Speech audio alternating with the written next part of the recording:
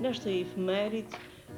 recorda-se, ao que parece, a morte de Frei Luís de Sousa, que terá ocorrido em São Domingos de Benfica, em maio de 1632. E digo ao que parece, porque pouco se sabe de seguro da biografia de Frei Luís de Sousa.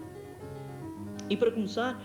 eu tenho a impressão que se fizesse um inquérito de rua, como a TV costuma fazer, que a maior parte das respostas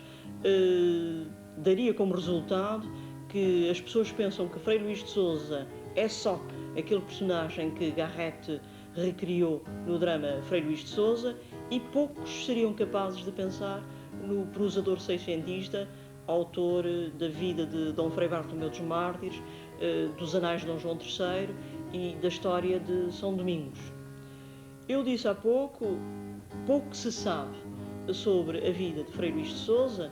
e insisto neste pormenor, pois julga-se que a figura de Maria que Garrett inventou não terá existido. A doutora Clara Pereira da Costa tem feito uma série de investigações em arquivos estrangeiros, no Peru designadamente, e no arquivo da Torre do Tombo, e terá, eu penso que vai publicar esses elementos, novas informações muito curiosas sobre a vida de Frei Luís de Sousa, que no mundo se chamou, como o próprio Garrett o diz no drama Frei Luís de Sousa, Manuel de Sousa Coutinho. Penso que, como consequência desta efeméride, e no momento em que a cultura não é, por assim dizer, sobrevalorizada,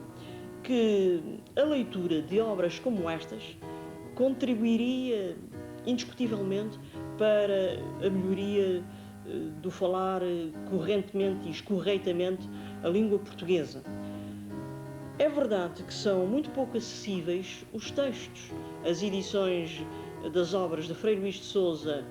são algumas raras. Entretanto, da vida de Dom Frei Bartolomeu dos Mártires, que teve, ao que parece, 6 edições, há uma ainda hoje corrente nos clássicos de Sá da Costa. Simplesmente para lermos a história de São Domingos, aí é que temos sérias dificuldades, porque só textos em antologias escolares, e mesmo assim só na que Alfredo Pimenta organizou, é que os encontramos. E dizia que haveria que fazer um aproveitamento desta efeméride neste sentido. Os oficiais do ofício,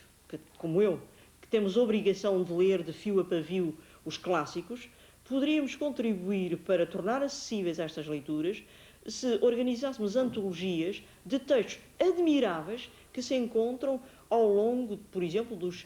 6 volumes da história de São Domingos. Eu recordo que fiquei eu próprio ao reler, e há muitos anos que eu não fazia, recentemente, a história de São Domingos, me deslumbrei com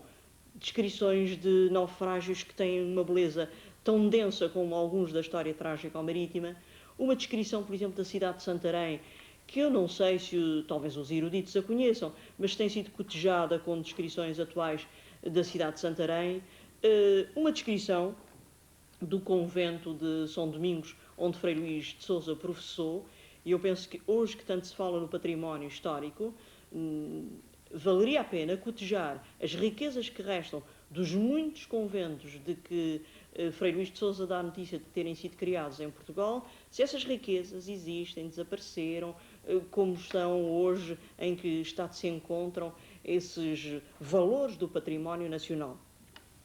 E não é só nesta perspectiva que uma efeméride destas pode ser comemorada. Eu falei da educação no sentido de uma correção da língua, de uma expressão escorreita. Ora, desde o padre António Vieira, que faz o louvor da prosa de Frei Luís de Sousa, a Rodrigues Lapa, um autor contemporâneo a quem a literatura portuguesa muito deve, todos, e poderia citar outros, são unânimes em dizer que Frei Luís de Sousa, embora autor seiscentista, está perfeitamente isento daquilo que é corrente designar os defeitos da prosa barroca. Eu há anos escrevi, e afigura-se-me que é verdade, que ele se forjou na Universidade do Mundo, e é por isso que a sua linguagem é tão viva, tão rica, tão comunicativa. E insisto que se aproveitem efemérides como estas para voltar aos textos, para reler autores que ensinam a pensar e a escrever bem. E creio que, fundamentalmente,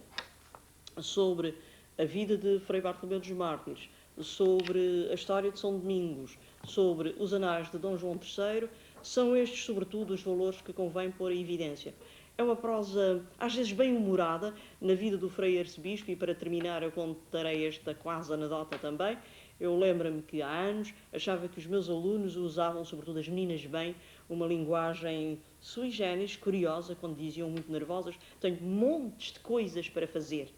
Ora, o meu espanto foi, ao reler a vida de Frei Bartolomeu dos Mártires, verificar que Frei Luís de Sousa punha na boca do bispo esta afirmação: tenho montes de coisas para fazer. Eu penso que as meninas bem não teriam consciência de como era clássico o seu falar. Seja como for, creio que vale a pena